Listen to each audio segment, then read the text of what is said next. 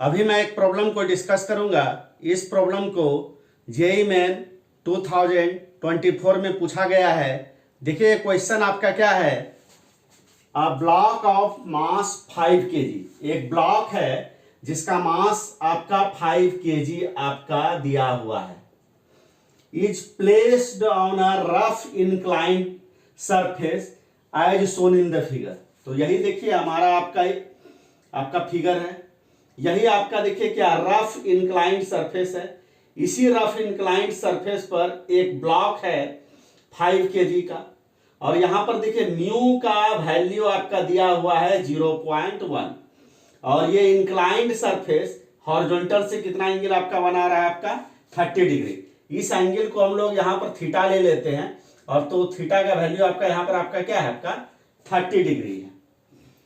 अब देखिए इस प्रॉब्लम में सिर्फ म्यू इक्वल टू 0.1 आपका लिखा गया है। ये मेंशन नहीं है कि यहां पर म्यू आपका कोफिशिएंट ऑफ स्टैटिक फ्रिक्शन है या कोफिशिएंट ऑफ काइनेटिक फ्रिक्शन है।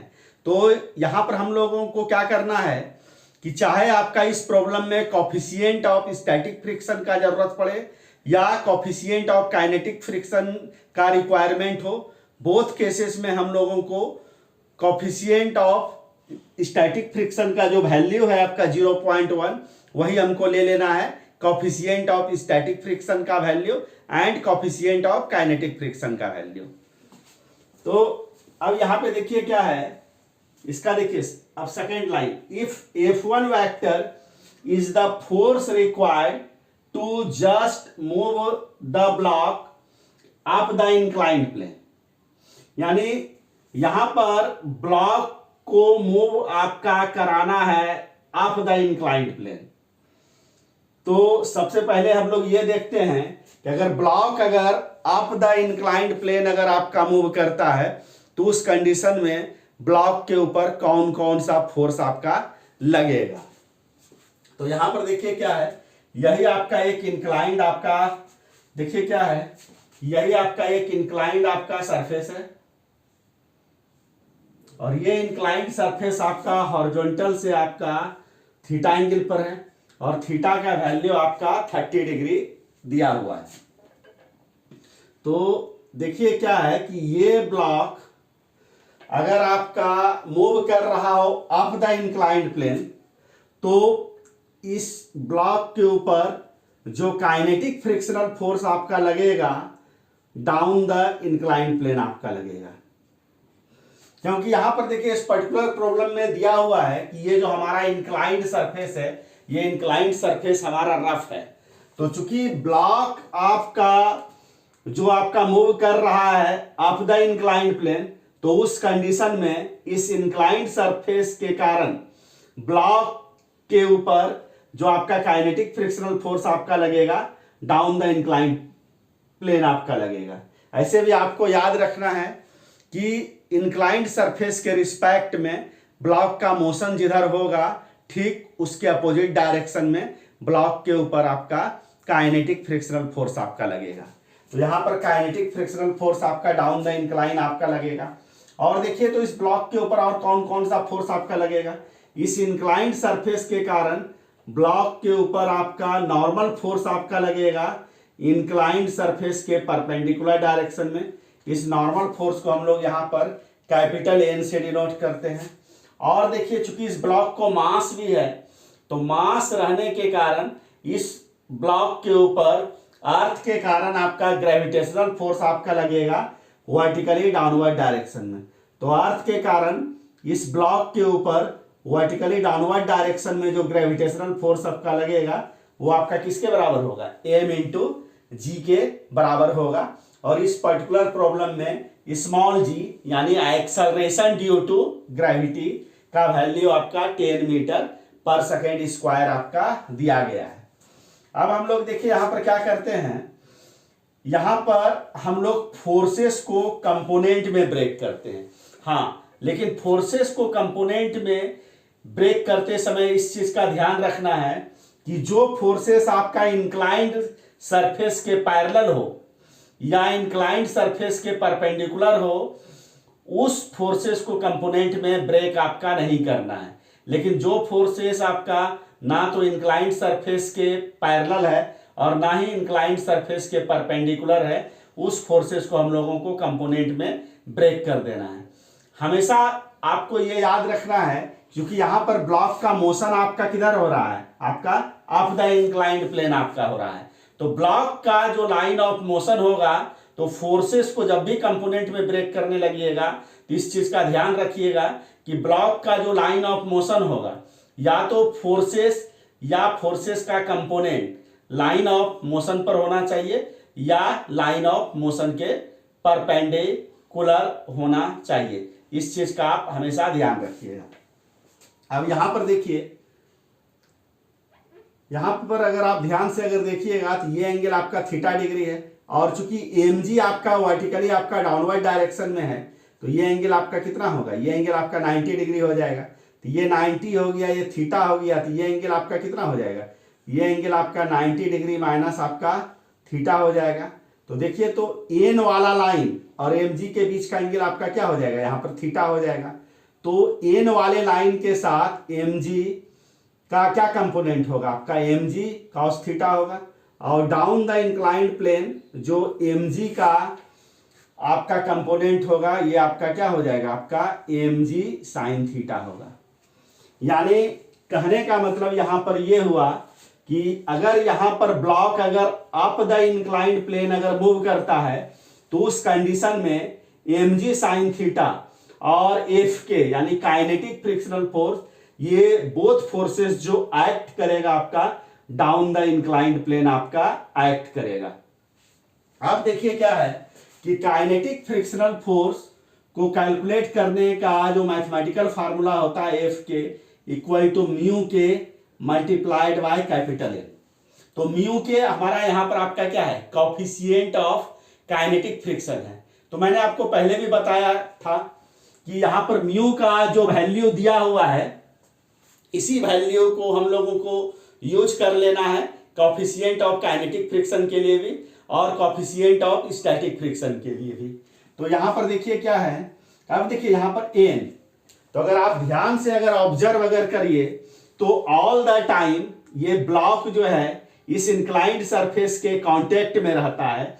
इसका मतलब चूंकि इस ब्लॉक का इंक्लाइंड सरफेस के परपेंडिकुलर डायरेक्शन में कोई भी मूवमेंट आपका नहीं हो रहा है, या आप कह सकते हैं कि इस ब्लॉक का इंक्लाइंड सरफेस के परपेंडिकुलर डायरेक्शन में कोई भी मोशन नहीं हो रहा है, तो न्यूटन साहब के फर्स्ट लॉ से इंक्लाइंड सरफेस के परपेंडिकुलर डायरेक्शन में ब्लॉक के ऊपर आपका नेट फोर्स आपका क्या हो जाएगा, आपका जीरो हो जाएगा। इसका मतलब इधर जितना फोर्स होगा इधर भी आपका उतना ही फोर्स होगा। यानी कहने का मतलब यहां पर एन इक्वल हो जाएगा आपका किसके, एम जी कॉस थीटा के। हाँ, इस चीज को आप ध्यान रखिएगा, चाहे आपका ब्लॉक आपका अप द इंक्लाइंड प्लेन आपका मूव करे या डाउन द इंक्लाइंड प्लेन आपका मूव करे, दोनों ही कंडीशन में चूंकि ब्लॉक आपका ऑल द टाइम आपका इस इंक्लाइंड सरफेस के कांटेक्ट में ही आपका रहेगा, तो उस कंडीशन में एन हमेशा आपका एम जी कॉस थीटा आपका लेना है। चूंकि आपका यहां पर देखिए क्या है, ना तो ये इंक्लाइंड सरफेस आपका चेंज कर रहा है और ना ही आपका ये ब्लॉक को हम लोग यहां पर चेंज कर रहे हैं, तो उस कंडीशन में म्यू के का भी वैल्यू इस पर्टिकुलर प्रॉब्लम में आपका बदलेगा नहीं, क्योंकि ना तो इंक्लाइंड सरफेस हमारा बदल रहा है और ना ही हमारा आपका ब्लॉक आपका बदल रहा है। तो उस कंडीशन में आपका क्या होगा, इस पर्टिकुलर प्रॉब्लम के लिए ना तो म्यू के आपका चेंज हो रहा है और ना ही कैपिटल एन का वैल्यू चेंज हो रहा है। इस कंडीशन में काइनेटिक फ्रिक्शनल फोर्स का मैग्नीट्यूड आपका चेंज नहीं करेगा, चाहे आपका बॉडी आपका अप द इंक्लाइंड प्लेन आपका मूव करे या डाउन द इंक्लाइंड प्लेन आपका मूव करे। इस चीज को हमेशा आपको ध्यान में रखना है। तो यहां पर देखिए क्या होगा, म्यू के और एन के जगह पर हम लोगों को क्या ले लेना है, हम लोगों को ले लेना है एम जी कॉस थीटा। अब देखिए तो net force on the block down the inclined plane आपका कितना हो जाएगा, net force on the block down the inclined plane, down the inclined plane, ये आपका इक्वल क्या हो जाएगा, क्योंकि देखिए एम जी साइन थीटा और एफ के दोनों आपका क्या है, डाउन द इंक्लाइंड प्लेन ही है। तो इस दोनों फोर्सेस को हम लोगों को सिंपली क्या करना है, ऐड कर देना है। तो यहां पर mg sin theta plus kinetic frictional force, यही आपका नेट फोर्स हो जाएगा इस ब्लॉक के ऊपर आपका डाउन द इंक्लाइंड प्लेन। अब देखिए यहां पे देखिए, यहां पर F1 vector is the force required to just move the block up the inclined plane. हाँ, यहां पर भी अगर आप ध्यान से ऑब्जर्व अगर कीजिए तो यहां पर देखिए फोर्स आपका वेक्टर फॉर्म में है, लेकिन इस पर्टिकुलर प्रॉब्लम में ये मेंशन नहीं किया गया है कि इस ब्लॉक के ऊपर जो F1 फोर्स को हम लोगों को अप्लाई करना है, ये अप्लाई करना किस ढंग से है।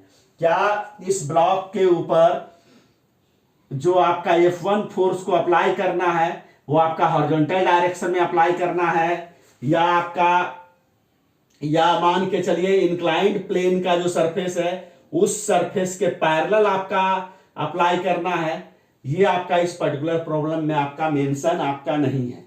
तो ये एक प्रकार से इस प्रॉब्लम का फॉल्ट है। तो इस प्रॉब्लम को सॉल्व करने में हम लोग ये मान लेते हैं कि F1 वेक्टर को जो अप्लाई किया जा रहा है आपका, वो आपका parallel to the surface of the inclined plane ही F1 वेक्टर को अप्लाई किया जा रहा है। क्योंकि यहां पर देखिए ये जरूर आपका मेंशन है कि हम लोगों को इस ब्लॉक को मूव कराना है just up the inclined plane.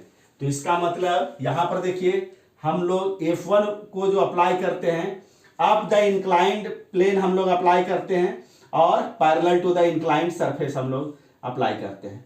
तो यही हमारा आपका यहां पर देखिए क्या, यही हो गया हमारा आपका F1 वेक्टर को ऐसे अप्लाई करना है।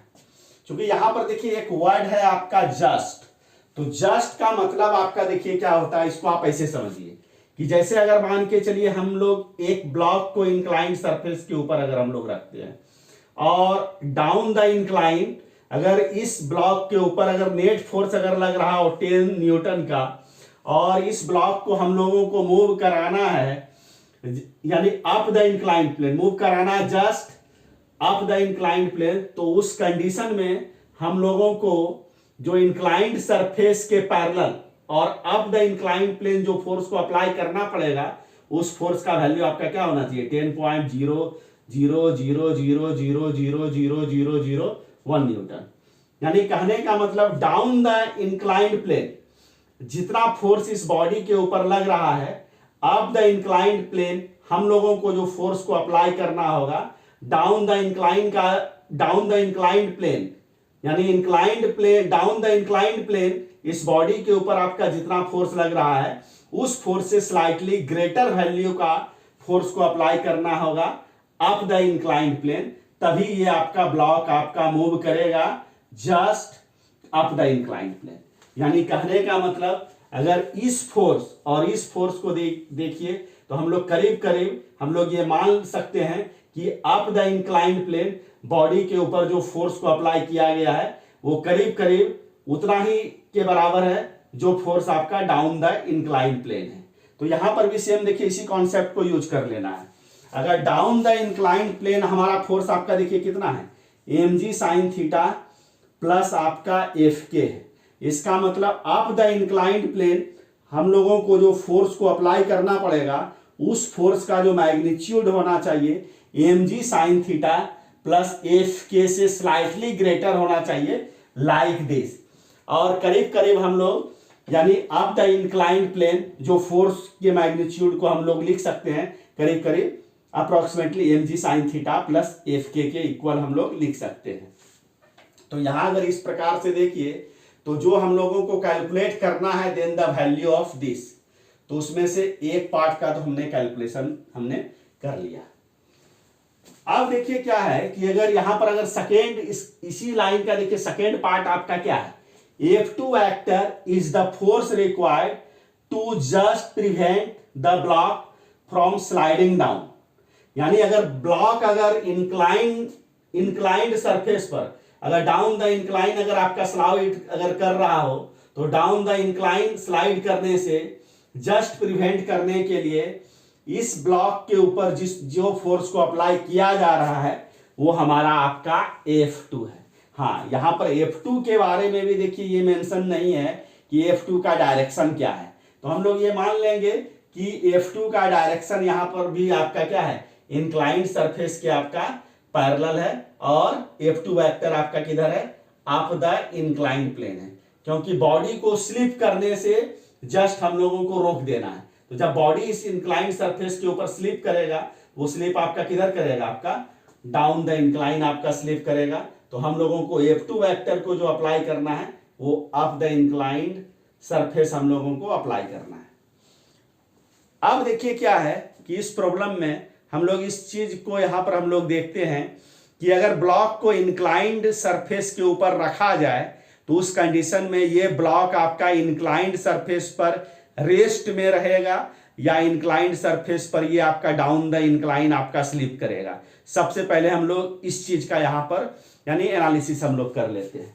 जैसे आप ऐसा समझिए कि यही हमारा आपका क्या है, यही हमारा आपका इंक्लाइंड सरफेस है, और इसी इंक्लाइंड सरफेस के ऊपर एक ब्लॉक को रखा गया है। तो यहां देखिए, तो यहां पर देखिए, तो इस ब्लॉक के ऊपर देखिए, तो इस इंक्लाइंड सरफेस के कारण नॉर्मल फोर्स, यहां देखिए नॉर्मल फोर्स आपका mg आपका किधर लग रहा था, वर्टिकली डाउनवर्ड डायरेक्शन में, और mg का कंपोनेंट आपका देखिए तो n के अपोजिट डायरेक्शन में आपका क्या था, mg cos थीटा था, क्योंकि ये एंगल हमारा आपका थीटा था। इधर आपका क्या है, देखिए तो डाउन द इंक्लाइंड प्लेन आपका mg का जो कंपोनेंट होगा ये आपका क्या हो जाएगा, आपका mg आपका साइन थीटा, हाँ देखिए mg साइन थीटा ही था। अब देखिए क्या है, इसी mg साइन थीटा के कारण ये बॉडी आपका क्या होगा, डाउन द इंक्लाइंड प्लेन आपका मूव करेगा, क्योंकि देखिए ऑल द टाइम ये बॉडी आपका इंक्लाइंड सरफेस के कांटेक्ट में ही रहना है। तो यहां पर भी n और mg cos थीटा तो हमेशा आपका इक्वल ही होगा मैग्नीट्यूड वाइज, और डायरेक्शन वाइज ये अपोजिट है ही। तो इस इंक्लाइंड सरफेस के ऊपर बॉडी जो आपका डाउन द इंक्लाइन आपका जो आपका स्लाइड करेगा, उसके लिए जो रिस्पॉन्सिबल फोर्स होगा mg साइन थीटा होगा। तो देखिए mg साइन थीटा के कारण ये बॉडी आपका क्या है, आपका डाउन द इंक्लाइन आपका आना चाहेगा। तो यहां पर आपका देखिए जो फ्रिक्शनल फोर्स इस बॉडी के ऊपर आपका लगेगा वो आपका अप द इंक्लाइंड प्लेन आपका इस बॉडी के ऊपर आपका फ्रिक्शनल फोर्स आपका लगेगा। तो अगर हम लोग अगर ये मान लें कि अप द इंक्लाइंड प्लेन, हम लोग शुरू में ये पहले इनिशियली मान लेते हैं कि ये बॉडी आपका यानी इस इंक्लाइंड प्लेन पर आपका रेस्ट में है। तो उस कंडीशन में चूंकि mg साइन थीटा के कारण इस ब्लॉक का स्लिपिंग टेंडेंसी आपका किधर होगा, डाउन द इंक्लाइन। तो चूंकि इस ब्लॉक को हम लोग रेस्ट में मान रहे हैं, तो अप द इंक्लाइन इसके ऊपर कैसा फ्रिक्शनल फोर्स लगेगा, स्टैटिक फ्रिक्शनल फोर्स लगेगा, स्टैटिक फ्रिक्शनल फोर्स आपका लगेगा। क्योंकि देखिए यहां पर सबसे पहले हम लोगों को इस चीज को देखना जरूरी है कि अगर ब्लॉक को अगर इस इंक्लाइंड सरफेस पर अगर हम लोग रखते हैं तो उस कंडीशन में ये इंक्लाइंड सरफेस पर ये आपका ब्लॉक डाउन द इंक्लाइन आपका स्लाइड करेगा या नहीं करेगा। देखिए पहला केस में ये हमारे साथ ये प्रॉब्लम नहीं था, क्योंकि बॉडी को अगर आप इंक्लाइंड सरफेस पर अगर आप रखते हैं तो अप द इंक्लाइंड प्लेन तो ये अपने आप आपका मूव नहीं करेगा, क्योंकि यहां पर mg का कंपोनेंट चूंकि आपका किधर था, आपका डाउन द इंक्लाइन था। तो mg के कंपोनेंट के कारण ये डाउन द इंक्लाइन आना चाहेगा, है कि नहीं। अब देखिए क्या है कि यहां पर mg साइन थीटा के कारण ये बॉडी आपका देखिए डाउन द इंक्लाइन प्लेन आपका आना चाहेगा। तो यहां पर सबसे पहले हम लोग इस चीज को देख लेते हैं, ये बॉडी आपका डाउन द इंक्लाइन प्लेन आपका मूव करेगा या नहीं। डाउन द इंक्लाइन प्लेन ये बॉडी आपका तभी मूव करेगा जब आपका mg साइन थीटा का जो वैल्यू होगा स्टैटिक फ्रिक्शनल फोर्स के लार्जेस्ट वैल्यू से आपका क्या होगा, लार्जर होगा। तो देखिए तो यहां पर स्टैटिक फ्रिक्शनल फोर्स का जो लार्जेस्ट वैल्यू को कैलकुलेट करने का जो मैथमेटिकल फार्मूला होता है μs इंटू एन, और एन के जगह पर अभी भी हम लोगों को क्या लेना है, mg cos थीटा ही लेना है। तो ये हमारा देखिए क्या हो जाएगा, μs mg आपका cos थीटा हो जाएगा आपका, यहाँ पे देखिए। अब देखिए क्या इस प्रॉब्लम में चूंकि सिंपली म्यू का वैल्यू दिया हुआ है ना, तो चाहे कॉफिशिएंट ऑफ स्टैटिक फ्रिक्शन हो या कॉफिशिएंट ऑफ काइनेटिक फ्रिक्शन हो, दोनों के लिए हम लोगों को सेम वैल्यू को यूज कर लेना है। और वो वैल्यू देखिए इस पर्टिकुलर प्रॉब्लम में आपका क्या है, म्यू एस का वैल्यू आपका 0.1 है। एम का वैल्यू देखिए तो यहाँ पर कितना है, प्रॉब्लम में आपका 5 kg है, एम का वैल्यू 5 kg ले लीजिए। जी का वैल्यू आपका यहाँ पर कितना है प्रॉब्लम में, एक्सेलरेशन ड्यू टू ग्रेविटी आपका 10 है, मल्टीप्लाइड बाय कॉस 30 डिग्री, यहाँ पर थीटा 30 डिग्री है। तो यहाँ पर देखिए तो 0.1 को 10 से मल्टीप्लाई करिएगा तो क्या होगा 1, 1 multiplied by 5, 5 multiplied by cos 30 कितना होता है आपका साइन 60 डिग्री यानी √3/2। तो ये आपका सिंपली क्या हो जाएगा, 5 को 2 से डिवाइड करिएगा तो 2.5 √3, ये हमारा आपका न्यूटन हो जाएगा आपका। यानी स्टैटिक फ्रिक्शनल फोर्स का लार्जेस्ट वैल्यू आपका यहाँ पर आपका क्या हो गया 2.5 √3 आपका न्यूटन हो गया। अब देखिए तो mg साइन थीटा को भी हम थोड़ा यहाँ पे देखिए कैलकुलेट कर लेते हैं। mg साइन थीटा जो यानी जो डाउन द इंक्लाइन प्लेन जो फोर्स लग रहा है उसको कैलकुलेट कर लेते हैं। एम का वैल्यू 5, जी का वैल्यू 10, साइन आपका कितना हो जाएगा साइन 30 डिग्री, तो ये आपका क्या हो जाएगा 5 मल्टीप्लाइड बाय 10, साइन 30 डिग्री का वैल्यू क्या हो जाएगा हाफ, तो ये देखिए तो 2, ये आपका कैंसिल आउट हो गया, 2 से 10 5, तो ये आपका क्या हो गया 25 हो गया। तो 25 न्यूटन को हम लोग लिख सकते हैं यहाँ पे, देखिए तो 2.5 मल्टीप्लाइड बाय आपका क्या हो जाएगा आपका 10 न्यूटन। अगर आप ध्यान से अगर ऑब्जर्व करिए तो यहाँ देखिए तो mg साइन थीटा का जो वैल्यू है हमारा, देखिए वो कितना आया 2.5 मल्टीप्लाइड बाय आपका क्या है 10 न्यूटन, और स्टैटिक फ्रिक्शनल फोर्स का जो लार्जेस्ट वैल्यू आया ये हमारा आपका क्या आया 2.5 मल्टीप्लाइड बाय आपका क्या है आपका √3 न्यूटन।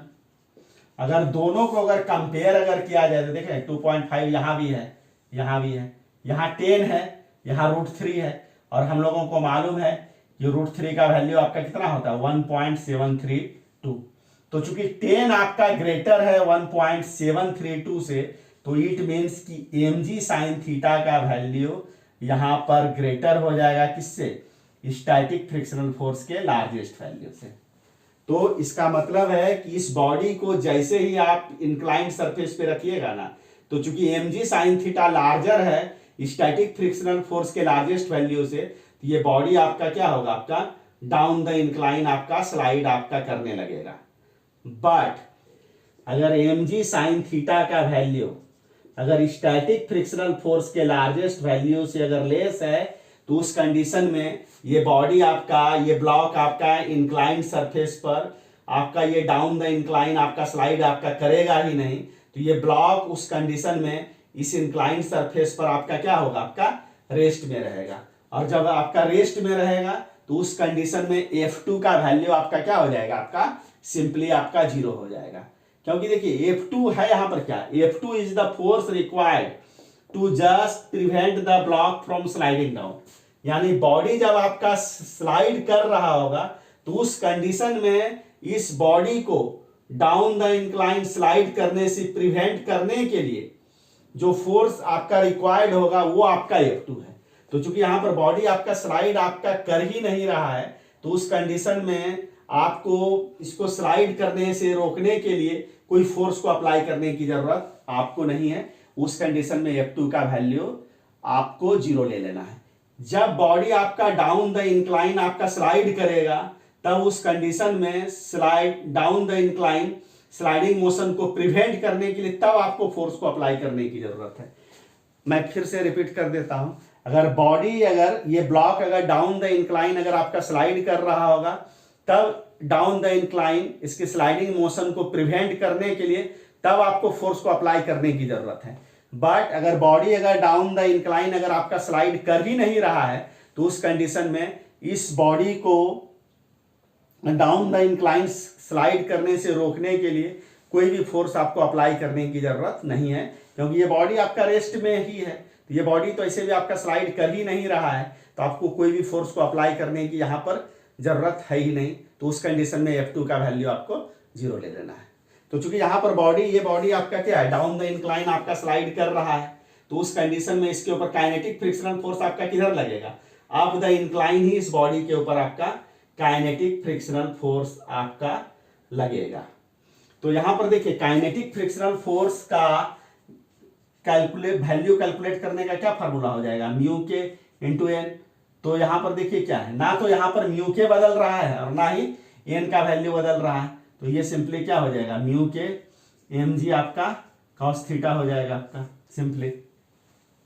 और चूंकि देखिए यहाँ पर क्या है कि म्यू का वैल्यू प्रॉब्लम में 0.1 दिया हुआ है, इसका मतलब म्यू के का वैल्यू हो या म्यू एस का वैल्यू हो, दोनों वैल्यू हम लोगों को यहाँ पर क्या ले लेना है, 0.1 ही ले लेना है। यानी आपको ये समझ लेना है कि यहाँ पर जो स्टैटिक फ्रिक्शनल फोर्स का जो लार्जेस्ट वैल्यू है वही आपका काइनेटिक फ्रिक्शनल फोर्स का भी वैल्यू हो जाएगा, क्योंकि म्यू एस और म्यू के दोनों आपका क्या है, आपस में आपका इक्वल है और ये वैल्यू आपका 0.1 के बराबर है।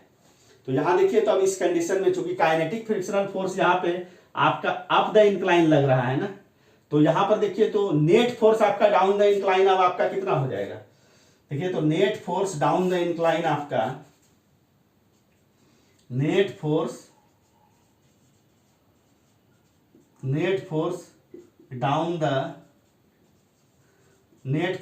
द इंक्लाइन प्लेन देखिए तो आपका क्या हो जाएगा, आपका m g sine theta minus आपका क्या हो जाएगा, आपका एफ के हो जाएगा, m g sine theta minus f k हो जाएगा आपका डाउन द इंक्लाइन प्लेन आपका नेट फोर्स हो जाएगा। क्योंकि देखिए डाउन द इंक्लाइन प्लेन आपका क्या है, एम जी साइन थीटा है, और अप द इंक्लाइन प्लेन हमारा आपका क्या है, एफ के है। तो डाउन द इंक्लाइन ही हमको क्या करना है, यहाँ पे नेट फोर्स को निकालना है। तो डाउन द इंक्लाइन जो फोर्स है एम जी साइन थीटा उसको प्लस लीजिए, और डाउन द इंक्लाइन के जो अपोजिट है एफ के उसको क्या ले लेना है, माइनस ले लेना है। इसलिए यहाँ पर नेट फोर्स आपका क्या हो जाएगा, m g sine theta minus f के। मैं देखिए फिर से रिपीट कर देता हूँ, क्योंकि हमको नेट फोर्स यहाँ पे कैलकुलेट करना है डाउन द इंक्लाइन। तो डाउन द इंक्लाइन देखिए तो फोर्स आपका क्या लग रहा है, एम जी साइन थीटा, और अप द इंक्लाइन फोर्स क्या लग रहा है आपका, एफ के। तो हमको नेट फोर्स निकालना है डाउन द इंक्लाइन ना, तो डाउन द इंक्लाइन जो फोर्स है उसको प्लस ले लीजिए, और अप द इंक्लाइन जो फोर्स है उसको माइनस ले लीजिए, और दोनों को ऐड कर दीजिए। यही हमारा क्या हो जाएगा, नेट फोर्स आपका डाउन द इंक्लाइन होगा। अब इस प्रॉब्लम में देखिए क्या पूछा जा रहा है, F2 is the force required to just prevent the block from sliding down. तो देखिए तो ये जो हमारा डाउन द इंक्लाइन है, इस ब्लॉक के ऊपर डाउन द इंक्लाइन आपका जितना फोर्स आपका लग रहा है, कितना फोर्स लग रहा है, m g sine theta minus f के। तो हम लोगों को अगर आप सिंपली समझिए कि डाउन द इंक्लाइन फोर्स अगर 10 न्यूटन अगर आपका लगता है, तो और इस बॉडी को हमको डाउन द इंक्लाइन स्लाइड करने से इसको जस्ट प्रिवेंट कर देना, अगर कर देना है तो हमको अप द इंक्लाइन कितना फोर्स अप्लाई करना होगा, 10.00000001 न्यूटन। यानी आप ऐसा समझिए कि डाउन द इंक्लाइन जितना फोर्स आपका लग रहा होगा ना, इससे स्लाइटली ग्रेटर वैल्यू का फोर्स हम लोगों को अप्लाई करना है अप द इंक्लाइन। तो ये बॉडी आपका डाउन द इंक्लाइन स्लाइड करने से आपका क्या होगा, जस्ट आपका प्रिवेंट हो जाएगा। यानी जस्ट प्रिवेंट होने के लिए अगर ये वैल्यू और ये वैल्यू को देखिए तो अप्रोक्सीमेटली आपका क्या, आपका इक्वल है। इसका मतलब है कि डाउन द इंक्लाइन आपका जितना फोर्स आपका लग रहा है ना, अप द इंक्लाइन हम लोगों को उतना ही फोर्स को अप्लाई कर देना है, just prevent the block from sliding down. इसका मतलब यहां पर देखिए तो F2 फोर्स का मैग्नीट्यूड आपका यहां पर कितना हो जाएगा, आपका वही हो जाएगा जो फोर्स आपका ब्लॉक के ऊपर एक्ट कर रहा है आपका डाउन द इंक्लाइन। तो ये देखिए ये हुआ। अब देखिए तो इसमें से इसको सब्ट्रैक्ट कर दिए, यही तो हमको यहाँ पर देखिए इस पर्टिकुलर प्रॉब्लम में निकालना है। F1 वेक्टर का मॉडुलस माइनस F2 वेक्टर का मॉडुलस, यही तो हमको कैलकुलेट करना है। यहाँ पर देखिए ये माइनस ये प्लस, ये आपका देखिए तो ये कैंसिल आउट हो गया, तो ये आपका क्या हो जाएगा, सिंपली आपका 2FK हो गया। तो इसको देखिए लिखा जा सकता है 2FK को क्या लिखा जा सकता है, देखिए तो FK को म्यू के mg कॉस थीटा, और यहां पर देखिए तो 2 म्यू के का वैल्यू क्या ले लेना है, 0.1 ले लेना है, m कितना है 5, g कितना है 10, और कॉस थीटा 30 डिग्री। तो थीटा अगर 30 डिग्री रखिएगा तो कॉस 30 डिग्री कितना हो जाएगा आपका, √3/2 हो जाएगा। तो यहाँ देखिए डेसिमल को हटाइएगा तो ये 10 आ जाएगा। तो ये देखिए तो एक तरह से आपका ये 10 इस 10 से कैंसिल आउट हो गया, ये 2 इस 2 से कैंसिल आउट हो गया, यहाँ पर देखिए तो फाइनल आंसर आपका कितना हो गया, आपका 5√3 न्यूटन। ये फाइनल आंसर हो गया आपका। तो यहाँ पर अगर आप देखिएगा तो फाइनल आंसर जो हमारा होगा 5√3 आपका न्यूटन होगा। तो देखिए अगर ध्यान से अगर देखिएगा तो ऑप्शन ए में 50√3 न्यूटन है, तो ऑप्शन ए भी नहीं होगा। ऑप्शन बी में 10 न्यूटन है, ये भी नहीं होगा क्योंकि हमको 5√3 चाहिए। ऑप्शन सी में देखिए 25 है, 5√3 आपका नहीं है, तो ये भी ऑप्शन नहीं होगा। ऑप्शन डी में देखिए 5√3/2 है, हमको चाहिए कितना 5√3, तो ऑप्शन डी भी आपका नहीं होगा। तो ये आपका एक ऐसा आपका यानी प्रॉब्लम जेईई मेन 2024 का है कि जिसमें से कि ऑल द 4 ऑप्शंस में से कोई भी ऑप्शंस आपका करेक्ट आपका नहीं है। तो इस प्रकार से इस क्वेश्चन को मैंने सॉल्व कर दिया। अगर इस क्वेश्चन के सॉल्यूशन को समझने में आपको कहीं भी किसी भी ढंग का अगर डाउट आए तो आप कमेंट आप जरूर कीजिएगा।